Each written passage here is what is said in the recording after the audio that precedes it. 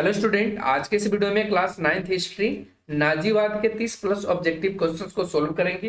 तो आप लोग बने रहेंगे और क्लास 9 से रिलेटेड और भी वीडियो हमारे चैनल पे अपलोड है, तो वहां से जाकर के और भी वीडियो को आप लोग देख सकते हैं। तो चलिए आज की इस वीडियो को फटाफट से स्टार्ट करते हैं और आप लोग क्वेश्चंस को सोल्व कीजिएगा और कमेंट सेक्शन में बताइएगा कि आप लोगों का कितना क्वेश्चन सही हुआ। तो चलिए फर्स्ट क्वेश्चन आपके स्क्रीन पर आता है, इसमें आपसे पूछा गया कि नाजीवाद किसका समर्थक था, यानी नाजीवाद किस चीज को समर्थन देता था। ठीक है, क्वेश्चन पूछा, ऑप्शन दिया गया यहाँ पे क्वेश्चंस का कि राजतंत्र का, प्रजातंत्र का, राज के सर्वोच्चता सिद्धांत का, या सिद्धांत पर, या इनमें से कोई नहीं। तो नाजीवाद जो समर्थक था वो राज्य की सर्वोच्चता के सिद्धांत पर वो कार्य करता था, तो इसलिए यहां से ऑप्शन सी बिल्कुल आपका राइट हो जाएगा। अगला क्वेश्चन आता है क्वेश्चन नंबर 2, जिसमें आपसे पूछा गया है कि हिटलर का जन्म कहाँ हुआ था। आप लोग फटाफट से कमेंट सेक्शन में कमेंट लिख करके बताएंगे कि हिटलर का जन्म कहाँ हुआ था। ऑप्शंस भी दिए गए, ऑप्शन ए में जर्मनी में, ऑप्शन बी इंग्लैंड में, ऑप्शन सी इटली में और ऑप्शन डी ऑस्ट्रिया में। तो हिटलर का जो जन्म हुआ था वो आपका ऑस्ट्रिया में हुआ था। बहुत से बच्चे यहाँ पे गलत करते हैं और वो जर्मनी को सही मार लेते हैं। ठीक है, लेकिन यहाँ पे सही ऑप्शन जर्मनी नहीं होगा, यहाँ पे ऑस्ट्रिया में लिया था। और आप लोग गांव का नाम याद रखेंगे तो गांव का नाम ब्रौना था। ठीक है, तो इस चीज को ध्यान रखेंगे। कमेंट सेक्शन में आप लोग बताइएगा कि हिटलर का जन्म कब हुआ था, यानी सन आपको बताना है, तिथि बताना है कि हिटलर का जन्म कब हुआ था। ठीक है, अब बढ़ते हम लोग क्वेश्चन नंबर 3 पे। क्वेश्चन नंबर 3 कहता है कि नाजीवाद का उत्कर्ष कहाँ हुआ। ऑप्शंस दिए गए हैं, ऑप्शन ए में जर्मनी में हुआ, जापान में हुआ, इटली में हुआ या सोवियत संघ में हुआ। तो नाजीवाद का जो उत्कर्ष हुआ वो आपका जर्मनी में हुआ, तो ऑप्शन ए बिल्कुल यहाँ पे राइट हो जाएगा। क्वेश्चन नंबर 4, मेन कैंप के लेखक कौन थे। ठीक है, मेन कैंप के लेखक कौन थे, और आप लोग बताएंगे कि मेन कैंप जो था इसका एक और नाम है, तो आप लोग कमेंट सेक्शन में उसको लिख करके बताइए कि मेन कैंप का एक दूसरा नाम क्या है। ठीक है, तो चलिए ऑप्शन को देख लेते हैं। ऑप्शन में दिया गया Hitler, Mussolini, Bismarck, Kaiser, William. तो मेन कैंप का जो लेखक है उसका नाम है हिटलर, तो ऑप्शन है बिल्कुल यहाँ पे राइट हो जाएगा। और आप लोगों को पता होगा, जैसा कि आप इस चैप्टर को पढ़े होंगे, तो कि हिटलर ने मेन कैंप कब लिखा था, जब ये जेल में बंद था। क्या था, जब ये जेल में बंद था, तो इस टाइम में वो जेल में रहने के समय में ही इसने मेन कैंप लिखा था। और आप लोग बताइए कि इसका दूसरा नाम क्या है। ठीक है, अब क्वेश्चन नंबर 5 पे आते हैं। क्वेश्चन नंबर 5, हिटलर जर्मनी का चांसलर कब बना। हिटलर जर्मनी का चांसलर कब बना। ऑप्शंस दिए गए हैं, ऑप्शन ए में 1919 में, 1929 में, 1933 में और 1939 में। तो हिटलर जर्मनी का चांसलर बन जाता है 1933 में, तो ऑप्शन सी बिल्कुल यहां से राइट हो जाएगा। क्वेश्चन नंबर 6, गेस्टापो क्या था। गेस्टापो क्या था। ऑप्शंस दिए गए हैं, ऑप्शन ए में गुप्तचर पुलिस दल था, ऑप्शन बी में सेना की विशिष्ट टुकड़ी थी, ऑप्शन सी में एक राजनीतिक दल था, या ऑप्शन डी में एक श्रमिक संगठन था। तो गेस्टापो एक तरीके का गुप्तचर पुलिस था, तो ऑप्शन ए बिल्कुल यहां से राइट हो जाता है। अगला क्वेश्चन, क्वेश्चन नंबर 7, जिसमें पूछा गया है कि हिटलर के प्रजातीय नीति के विशेष शिकार कौन बने। हिटलर के प्रजातीय नीति के विशेष शिकार कौन बने। ऑप्शन दिए गए हैं, ऑप्शन ए में आर्य लोग बने, यहूदी लोग बने, जिप्सी लोग बने या ईसाई लोग बने। तो इस प्रश्न का जो राइट आंसर होगा वो होगा ऑप्शन बी, यहूदी लोग प्रजातीय नीति का विशेष शिकार बने थे, क्योंकि हिटलर ने यहूदी लोगों के प्रति घृणा रखता था, हीन भाव से देखता था और उन्हें कठोर से कठोर सजा देता था, यहाँ तक कि उन्हें बंकरों में डाल करके झोंक देता था। उनके लिए सब चीज की व्यवस्था जो थी, जैसे शिक्षा हो गया, खान पान, रहने, इन सभी चीजों में वो भेदभाव करता था। तो ऑप्शन बी यहाँ पे बिल्कुल राइट हो जाएगा, यहूदी लोग। क्वेश्चन नंबर 8 आता है, जिसमें पूछा गया कि हिटलर का प्रचार मंत्री कौन था। ऑप्शंस दिए गए हैं, ऑप्शन ए में गोबेल्स था, इलमार साख्त था, ऑप्शन सी में गोएरिंग था और ऑप्शन डी में हिमलर था। तो हिटलर का जो प्रचार मंत्री था उसका नाम था गोबेल्स, तो ऑप्शन ए बिल्कुल यहां से राइट हो जाएगा। क्वेश्चन नंबर 9 में कहता है कि हिटलर ने राष्ट्र संघ की सदस्यता कब छोड़ी। हिटलर ने राष्ट्र संघ की सदस्यता कब छोड़ी? ऑप्शंस दिए गए हैं। ऑप्शन ए में 1923 में, 1933 में, 1939 में या 1945 में। तो हिटलर ने राष्ट्र संघ की जब सदस्यता थी वो 1933 में इसने छोड़ दिया था। तो ऑप्शन बी यहाँ से बिल्कुल राइट हो जाएगा। क्वेश्चन नंबर 10 पे आते हैं। क्वेश्चन नंबर 10 कहता है कि हिटलर के किस देश पर आक्रमण के परिणाम स्वरूप द्वितीय विश्व युद्ध आरंभ हो गया था? ठीक है, क्वेश्चन में पूछा है कि हिटलर ने कौन सा देश पर आक्रमण किया जिसके बाद द्वितीय विश्व युद्ध चालू हो गया था या स्टार्ट हो गया था? ऑप्शन दिए गए हैं, सोवियत संघ, अमेरिका, पोलैंड या इटली। इसका राइट आंसर हो जाएगा ऑप्शन सी, पोलैंड। ठीक है, पोलैंड पर जब उसने आक्रमण किया था, ठीक है, पोलैंड पे क्यों पोलैंड पर किया था तो थोड़ा सा हम आपको बता देना चाहते हैं। जो ये पोलिस गलियारा दिया गया था जर्मनी में, ठीक है, पुलिस जो ये गलियारा दिया गया था इसकी वो मांग कर रहा था हिटलर। और हिटलर जब इसका मांग कर रहा था तो पोलैंड इसे देने से मना कर देता है। और मना कर देने के बाद जो हिटलर है वो इस पर आक्रमण की तैयारी कर देता है। तो ऑप्शन सी बिल्कुल यहाँ पे राइट हो जाएगा, पोलैंड। क्वेश्चन नंबर 11 जिसमें पूछा गया है कि जर्मनी का मुद्रा का नाम क्या है, यानी जर्मनी का करेंसी पूछा है कि वहां का करेंसी क्या था उस टाइम। ठीक है, आप लोग बताएंगे कि इंडिया का करेंसी तो आप लोग सभी जान रहे हैं रुपया है। ठीक है, तो ठीक उसी तरीके से वहां की करेंसी क्या थी, क्वेश्चन में यही चीज पूछा गया है। तो चलिए इसका क्या राइट आंसर हो जाएगा।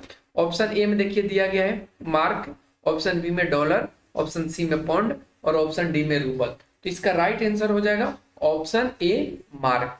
जर्मनी का मुद्रा का नाम क्या था, मार्क था। अगला क्वेश्चन, क्वेश्चन नंबर 12 जिसमें पूछा गया कि जर्मनी का प्रमुख औद्योगिक क्षेत्र था, कौन था? ऑप्शन दिए गए हैं। ऑप्शन ए में बर्लिन था, ऑप्शन बी में अल्सेस लॉरेन था, ऑप्शन सी में डार्जिलिंग था और ऑप्शन डी में रूर था। इसका सही जवाब होगा ऑप्शन डी, रूर। ठीक है, इसका सही जवाब क्या हो जाएगा, ऑप्शन डी, रूर औद्योगिक क्षेत्र था जर्मनी का। अगला question, question number 13 Nazi party का प्रतीक चिन्ह क्या था? नाजी पार्टी का प्रतीक चिन्ह क्या था? तो ऑप्शंस दिए गए हैं। ऑप्शन ए में रेड शर्ट था, ऑप्शन बी में ब्लैक शर्ट था, ऑप्शन सी में स्वास्तिक और ऑप्शन डी में कमल। तो नाजी पार्टी का जो प्रतीक चिन्ह था वो था स्वस्तिक। तो इसका सही जवाब होगा ऑप्शन सी, स्वस्तिक। ठीक है, क्वेश्चन नंबर 14 में कहा है कि हिटलर का जन्म किस वर्ष हुआ था? ये हमने आपसे फर्स्ट क्वेश्चन में ही, फर्स्ट या सेकंड क्वेश्चन में ही पूछा था कि आप लोग बताइए कि हिटलर का जन्म किस तिथि को हुआ था, किस वर्ष को हुआ था। इसका राइट आंसर आपको अब देखने को मिल जाएगा। ऑप्शन ए में 1887, ऑप्शन बी में 1888, ऑप्शन सी में 1889 और ऑप्शन डी में 1890। तो हिटलर का जन्म कब हुआ था भाई? तो इसका सही जवाब होगा ऑप्शन सी, 1889 में इसका जन्म हुआ था हिटलर का। कहाँ हुआ था तो आपको पता ही है, ऑस्ट्रिया में हुआ था। कहाँ हुआ था तो ऑस्ट्रिया में हुआ था। क्वेश्चन नंबर 15 जर्मनी में वेमर गणतंत्र की स्थापना किस वर्ष की गई? आप लोग थोड़ा सा ध्यान रखेंगे कि वेमर गणतंत्र को ही वेमर संविधान के नाम से भी जाना जाता है। ध्यान रखना है कि वेमर गणतंत्र को ही वेमर संविधान के नाम से जाना जाता है। ठीक है, और क्यों ऐसा किया गया? क्योंकि ये वेमर नामक जगह पर इसकी बैठक हुई थी, इसी के वजह से इसका वेमर गणतंत्र या वेमर संविधान के नाम से जाना जाता है। ऑप्शन दिए गए हैं। ऑप्शन ए 1914 में, ऑप्शन बी 1917 में, ऑप्शन सी 1918 में और ऑप्शन डी 1919 में। इसका राइट आंसर हो जाएगा ऑप्शन डी, 1919 में जर्मनी में वेमर गणतंत्र की स्थापना की गई थी। और कौन से जगह पे वेमर था, इसी के वजह से। तो कभी कभी क्वेश्चन पूछ भी लिया जाता है कि वेमर संविधान का नाम वेमर क्यों पड़ा। ठीक है, तो आप लोग इसका जवाब देंगे कि ये वेमर नामक जगह पर होने के कारण इसकी जो अध्यक्षता हुई थी या इसका जो बैठक हुआ था वो वेमर नामक जगह पर ही हुआ था। क्वेश्चन नंबर 16 कहता है कि जर्मनी में नवंबर क्रिमिनल्स किन्हें कहा गया है? जर्मनी में नवंबर क्रिमिनल्स किन्हें कहा गया है? ऑप्शंस दिए गए हैं। ऑप्शन ए में राजतंत्र के समर्थक को, ऑप्शन बी गणतंत्र के समर्थक को, ऑप्शन सी समाजवादियों को और ऑप्शन डी कैथोलिक को। तो इसका सही जवाब होगा ऑप्शन बी, गणतंत्र के समर्थक को। ठीक है, इन्हें नवंबर क्रिमिनल्स कहा। और आप लोगों को पता होना चाहिए कि नवंबर क्रिमिनल्स किसने कहा था। तो ये हिटलर के द्वारा ऐसा शब्द इस्तेमाल किया गया था ठीक है, तो इसका सही जवाब होगा ऑप्शन बी, गणतंत्र के समर्थक को। अगला क्वेश्चन, क्वेश्चन नंबर 17, जिसमें पूछा गया है कि नाजी पार्टी के झंडा पर किसका चिन्ह बना हुआ था। नाजी पार्टी के झंडा पर किसका चिन्ह बना हुआ था। ऑप्शन दिए गए, ऑप्शन ए में घोड़े का, ऑप्शन बी में बंदूक का, ऑप्शन सी में कमल का, ऑप्शन डी स्वस्तिक का। तो नाजी पार्टी के झंडा पर किसका चिन्ह बना हुआ था, तो इसका सही जवाब होगा ऑप्शन डी, स्वस्तिक का। ठीक है, अगला क्वेश्चन, क्वेश्चन नंबर 18, जिसमें कहा है कि जर्मन संसद का नाम क्या था। ठीक है, जर्मन संसद का नाम क्या था, क्वेश्चन पूछा गया है। ऑप्शन ए में उसे क्या पार्लमा कहा जाता, पार्लमा कहा जाता था, फिसेस्ट जनरल कहा जाता था, या राइट कहा जाता था, या राइट अस्टाग कहा जाता था। इसका सही जवाब होगा ऑप्शन डी, राइट अस्टाग जर्मन संसद का नाम था। इन्हें राइट अस्टाग के नाम से जाना जाता था। ठीक है, क्वेश्चन नंबर 19, हिटलर के अधीन जर्मनी में किस प्रकार के राज्य की स्थापना हुई। हिटलर के अधीन जर्मनी में किस प्रकार के राज्य की स्थापना हुई। ऑप्शंस दिए गए हैं, ऑप्शन ए में समाजवादी, ऑप्शन बी में मार्क्सवादी, ऑप्शन सी में सर्वाधिकारवादी, और ऑप्शन डी में उदारवादी। इसका राइट आंसर होगा ऑप्शन सी, सर्वाधिकारवादी। हिटलर के अधीन जर्मनी में इस प्रकार के राज्य यानी कि सर्वाधिकारवाद की स्थापना की गई थी। तो ऑप्शन सी बिल्कुल यहाँ से राइट बन जाएगा। अगला क्वेश्चन आता है क्वेश्चन नंबर 20, जिसमें पूछा है कि हिटलर ने किस संधि को राजमार्ग की डकैती कहा है। ठीक है, राजमार्ग की डकैती कहा है, कौन से संधि को।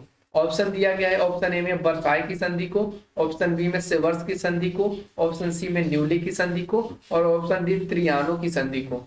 तो राजमार्ग की डकैती जो हिटलर कहा था वो वर्साई की संधि को कहा था। और आप लोग कमेंट सेक्शन में बताएंगे कि वर्साई की संधि कब हुई थी। कमेंट सेक्शन में बताइए कि वर्साई की संधि कब हुई थी। इसका जो राइट आंसर होगा वो ऑप्शन ए होगा, वर्साई की संधि को राजमार्ग की डकैती हिटलर ने कहा था। क्वेश्चन नंबर 21 का आता है, क्वेश्चन नंबर 21 कहता है कि नाजीवाद किस सिद्धांत का विरोधी था। नाजीवाद किस सिद्धांत का विरोधी था। ऑप्शन दिया गया है, ऑप्शन ए में उग्र राष्ट्रवाद का, सैनिकवाद का, पूंजीवाद का, या समाजवाद का। तो इसका राइट आंसर क्या बनेगा, ऑप्शन डी, समाजवाद का नाजीवाद विरोधी था। ठीक है, तो ऑप्शन डी बिल्कुल राइट हो जाएगा। क्वेश्चन नंबर 22, देखो भाई यहाँ पर 22 की जगह पे 23 हो गया। ठीक है ना, तो अब यहाँ पे 22 ही समझना। हिटलर द्वारा अपनाई गई लेवेनस्ट्राउम की नीति का उद्देश्य क्या था। हिटलर के द्वारा, आपको पता होना चाहिए कि ये जो लेवेनस्ट्राउम है ये एक तरीके से इनका विचारक है, या इसके नीति को हिटलर ने अपनाया था। ध्यान रखना, ये एक व्यक्ति का नाम है, इस चीज को ध्यान रखना। तो हिटलर द्वारा जो अपनाई गई लेवेनस्ट्राउम का जो नीति था वो क्या था। ऑप्शन ए में दिया गया है, उसका उद्देश्य क्या था। तो क्या वो यहूदियों को सफाया करना चाहता था, क्या वो रहने योग्य स्थान की तलाश करना चाहता था, क्या वो आर्य प्रजाति की श्रेष्ठता स्थापित करना चाहता था, या उग्र राष्ट्रवाद की भावना को बढ़ावा देना चाहता था। तो इसका सही जवाब होगा ऑप्शन सी। यहाँ पे गलत हो गया है, इसका सही जवाब होगा ऑप्शन बी, सी भी नहीं, ऑप्शन बी, रहने योग्य स्थान की तलाश करना। ऑप्शन बी इसका राइट आंसर होगा भाई, रहने योग्य स्थान की तलाश करना। अगला क्वेश्चन पे आता है क्वेश्चन नंबर 24, जिसमें कहा है कि हिटलर के समय में जर्मनी में ऑनर क्रॉस के नाम से किन महिलाओं को सम्मानित किया गया। याद रखना, ऑनर क्रॉस के नाम से किन महिलाओं को सम्मानित किया गया था। ऑप्शन ए में सैनिक सेवा करने वाली महिलाओं को, ऑप्शन बी में विदुषी महिलाओं को, ऑप्शन सी में अस्पताल में सेवा करने वाली महिलाओं को, और ऑप्शन डी में अधिक संतान पैदा करने वाली महिलाओं को। तो इसका राइट आंसर ऑप्शन डी होगा, अधिक संतान पैदा करने वाली महिलाओं को ऑनर क्रॉस के नाम से सम्मानित किया गया था। ठीक है, तो ऑप्शन डी बिल्कुल राइट हो जाएगा। अगला क्वेश्चन 25, जिसमें पूछा है कि हिटलर ने वर्साई की संधि को किस वर्ष अस्वीकार कर दिया। हिटलर ने वर्साई की संधि को किस वर्ष अस्वीकार कर दिया। ऑप्शन दिए गए हैं 1933, 1935, 1938 और 1939। इस प्रश्न का राइट आंसर होगा ऑप्शन बी, 1935 में हिटलर ने वर्साई की संधि को अस्वीकार कर दिया, नकार दिया। तो ऑप्शन बी बिल्कुल राइट हो जाएगा। क्वेश्चन नंबर 26, जिसमें पूछा गया कि हिटलर ने चेकोस्लोवाकिया पर किस वर्ष अधिकार किया? हिटलर ने चेकोस्लोवाकिया पर किस वर्ष अधिकार किया? ऑप्शन दिए गए हैं। ऑप्शन ए में 1935, ऑप्शन बी में 1936, ऑप्शन सी में 1938 और ऑप्शन डी में 1939। तो हिटलर ने चेकोस्लोवाकिया पर कब आक्रमण अधिकार कर लिया? कि 1939 में किया। ऑप्शन डी बिल्कुल राइट हो जाएगा। क्वेश्चन नंबर 27 जिसमें पूछा गया है कि 1939 में हिटलर ने किस राष्ट्र के साथ अनाक्रमण करने की संधि की? अनाक्रमण संधि किया था। अनाक्रमण का मतलब होता है कि उसके साथ वो किसी प्रकार का कोई आक्रमण नहीं करेगा। वो कौन सा देश था? ऑप्शन ए स्पेन था, ऑप्शन बी जापान था, ऑप्शन सी रूस था और ऑप्शन डी इंग्लैंड था। इस प्रश्न का राइट आंसर होगा ऑप्शन सी रूस के साथ। ठीक है, ऑप्शन सी रूस के साथ। अगला क्वेश्चन आता है 28 नंबर, जिसमें कहा गया कि निम्नलिखित में किसे विध्वंस की संज्ञा दी गई? निम्नलिखित में किसे विध्वंस की संज्ञा दी गई? ऑप्शन दिए गए हैं। ए में इंग्लैंड पर जर्मनी द्वारा की जाने वाली बमबारी को, ऑप्शन बी द्वितीय विश्व युद्ध को, ऑप्शन सी नाजी अत्याचारों को और ऑप्शन डी जापान पर अमेरिका द्वारा परमाणु बम गिराए जाने को। इसका राइट आंसर होगा ऑप्शन सी नाजी अत्याचारों को।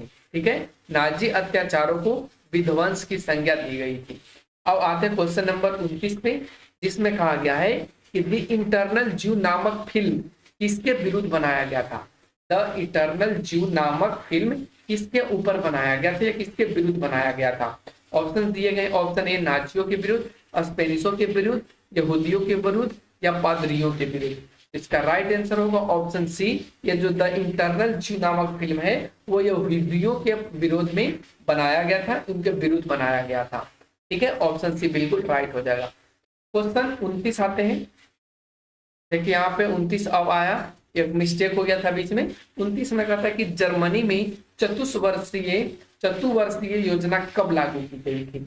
इसका राइट आंसर होगा ऑप्शंस के अकॉर्डिंग 1933, 1935, 1936 और 1939। तो इसका राइट आंसर होगा ऑप्शन सी 1936 में चतुर्वर्षीय योजना लागू किया गया था जर्मनी में। अगला क्वेश्चन आता है क्वेश्चन नंबर 30, जिसमें कहा है एक जनता, एक साम्राज्य और एक नेता का नारा किसने दिया था? ऑप्शंस दिए गए हैं। ऑप्शन ए में हिंडेनबर्ग किया था, option B Bismarck, option C Kaiser William और ऑप्शन डी हिटलर। तो बताइए एक जनता, एक साम्राज्य और एक नेता का नारा देने वाला व्यक्ति कौन था? वो हिटलर था आपका। तो ऑप्शन डी बिल्कुल यहाँ से राइट हो जाएगा। क्वेश्चन नंबर 31, जिसमें कहा है कि हिटलर को चांसलर किसने नियुक्त किया था? ऑप्शन दिया गया है हिंडेनबर्ग ने, ऑप्शन बी बिस्मार्क ने, ऑप्शन सी कैजर विलियम ने और ऑप्शन डी जन समर्थकों ने। तो हिटलर को चांसलर नियुक्त किया था वो हिंडेनबर्ग था। ये हिंडेनबर्ग राष्ट्रपति थे और इसने हिटलर को चांसलर, और चांसलर का मतलब होता है प्रधानमंत्री, ये नियुक्त किए थे। ठीक है, तो ऑप्शन ए बिल्कुल यहाँ से राइट बन जाएगा। क्वेश्चन नंबर आता है 32, जिसमें कहा है घेटो क्या है? घेटो क्या है? ऑप्शन दिए गए हैं। यहूदियों की रहने वाली बस्ती है, ऑप्शन बी में सैनिकों का दल है, ऑप्शन सी में शिक्षा की नीति है और ऑप्शन डी में जर्मन देश की कोई राज्य का नाम है। तो घेटो क्या है? तो ये यहूदियों को रहने वाली बस्ती है। तो ऑप्शन ए बिल्कुल यहाँ से राइट हो जाएगा। ठीक है, तो आज के वीडियो में बस इतना ही भाई, क्योंकि हमने यहाँ पे 30+ क्वेश्चन की बात करी थी, हमने 30+ क्वेश्चन करा दिया। आप लोगों को कैसा लगा आज का वीडियो कमेंट सेक्शन में कमेंट करके जरूर बताइएगा। Thanks for watching, take care, bye bye. अगर आप लोग चैनल पे नए हैं तो चैनल को सब्सक्राइब जरूर कर लीजिए, वीडियो अच्छा लगे तो लाइक और शेयर जरूर कर दें। ठीक है, thanks for watching, take care, bye bye.